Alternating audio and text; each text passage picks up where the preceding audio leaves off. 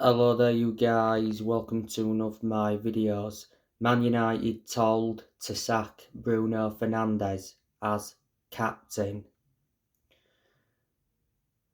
Man United are concerned whether Bruno Fernandes is the right man for the captain's armband.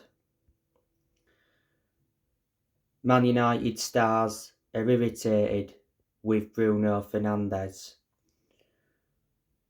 By the way, the FA have investigated the incident against Liverpool.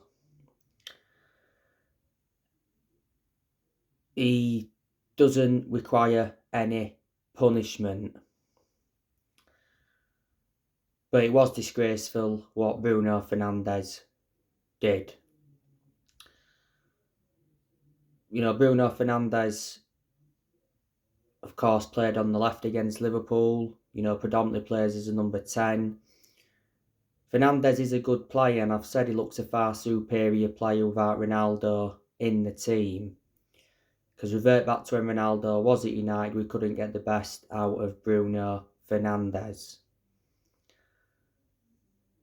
So yeah, do you think the captaincy should be taken off him? Who do you think we should give the captaincy to? I'd say give it to Lisandro Martinez. Now, I want to give you my predictions for Manchester United's game against Real Betis in the last 16 of the Europa League first leg. It's at Old Trafford this Thursday night. So I am going to go for a Manchester United win. And the score, I'm going to go for 2-0 to Manchester United. And the goal scorers, I'm going to go with Marcus Rashford and Casemiro. So that is your predictions. On another video, I'll be giving you my predicted 11 for this game. Manchester United are coming into this game against Real Betis on the back of a 7-0 hammering by Liverpool at Anfield. I've already mentioned that I'm confident Manchester United will bounce back. We've had a few setbacks this season and we've recovered well. We had the 6-3 defeat to City, recovered well, the 3-1 defeat to Villa, the 4-0 defeat to Brentford. After the 7-0 humiliation to Liverpool, Erik ten Hag accused Manchester United of being unprofessional. And he said we lost our heads. Got to agree with him on that aspect. Manchester United capitulated in that second half. Liverpool scored 6 goals in that second half. It was only 1-0 at half time. And I thought we actually did well in the first half. It was quite an equal game. We did have our chances. But yeah, it was Manchester United's heaviest defeat since Boxing Day 1931.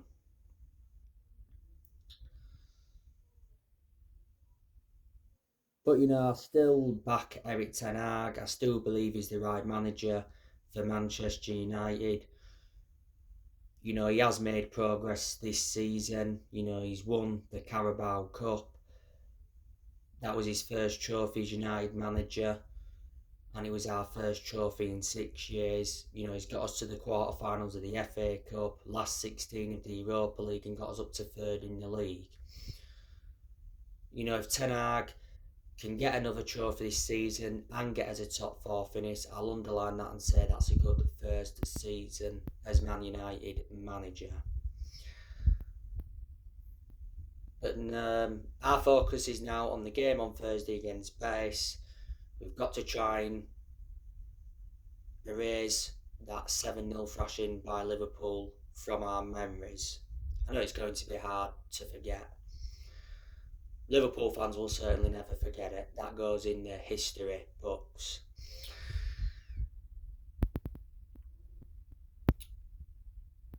Real Betis, of course, they are not a good team, but they're not a bad team. They recently drew with Real Madrid 0-0. They are fifth in La Liga. Real Betis did beat Manchester United in a friendly last year 1-0. Some of the players Real Betis have got, they've got Sergio Canales. He's injured at the moment. Juan Cruz, he's injured at the moment. William Jose, Wanme, Luis Henrique, Rodri, Nabil Fekir. Real Betis got him from Lyon. He's out with injury at the moment.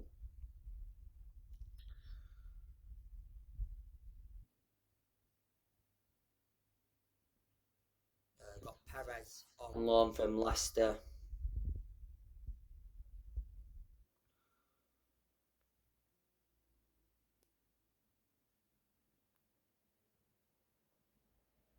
So yeah,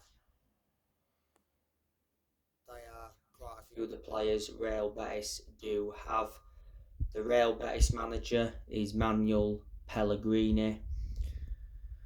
He's been the Real Betis manager for over 2 years. He got appointed in as the Real Betis manager in August 2020. He's under contract with Real Betis until 2025.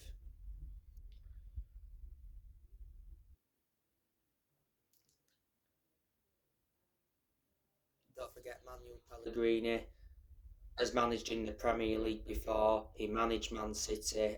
He did win the title with Man City. He managed West Ham. So they're the clubs he's managed in the Premier League. He also has managed the likes of Villarreal, Real Madrid, Malaga, River Plate, and he's managed other clubs as well.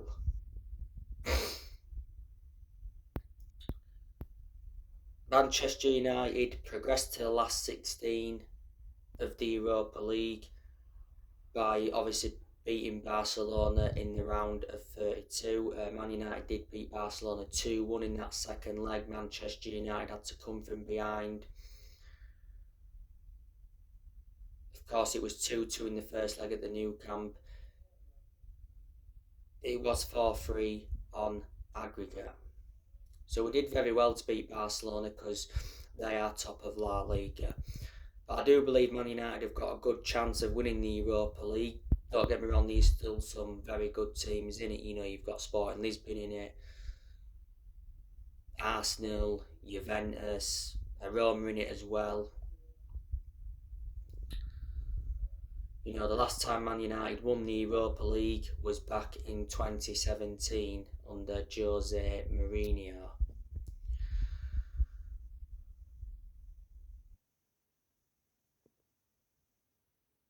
Manchester United do play Southampton next in the league. That should be an easy 3 points because obviously Southampton are bottom of the league. Looks like they're going to get relegated. We have got just 3 players out. Obviously Martial's still injured. He's been hampered with injuries this season. Eriksen is out with injury. He's out until April or early May with an ankle injury.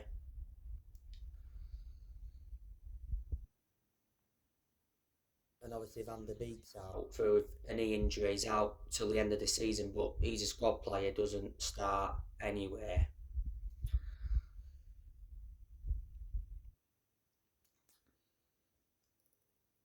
Obviously, on my last video, I gave you more news on Qatar.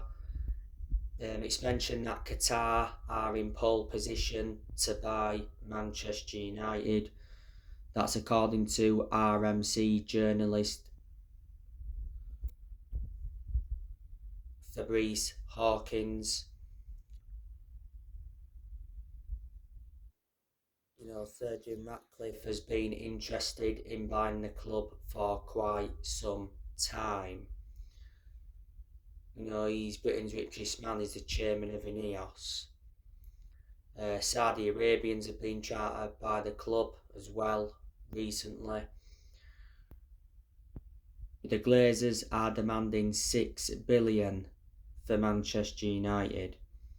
Said not so long ago that Man United takeover was delayed as Glazers hold out for $6 billion sale.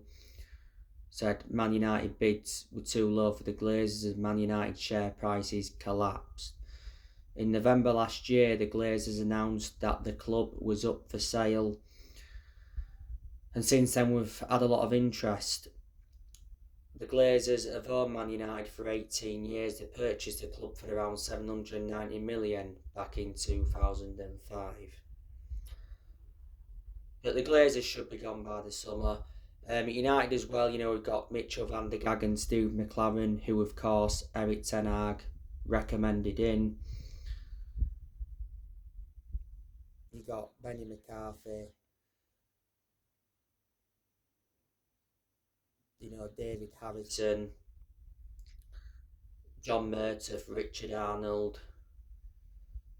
Of course, Eric Ten Hag is the United manager. So there you go. In the summer transfer window, Man United are looking to make more signings. Eric Ten Hag is looking to bring a central striker and a central midfielder in. Says in the summer we could move in for Harry Kane, Victor Osimhen. We've also revived his interest in Frankie de Jong. Eric Ten Hag has put around 6 or 7 players up for sale to fund summer spending.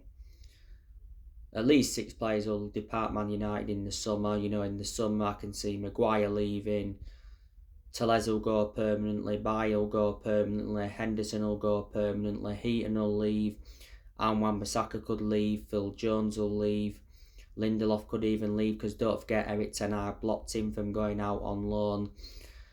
McTominay I think will leave because we're willing to listen to offers for McTominay.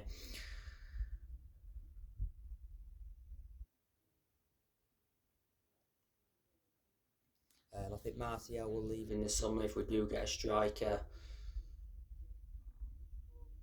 Elanga, he's another one who I think will leave in the summer. Lost his place in the team since Garnacho risen up the ranks and got into our senior squad. Back in January, Anthony Elanga did receive 10 offers. Van der Beek is another one who I think will leave in the summer because, like I've mentioned, he's a squad player, doesn't play, and he's out with injury until the end of the season. But the summer transfer window, will be Eric Ten Hag's 3rd transfer window as Man United manager.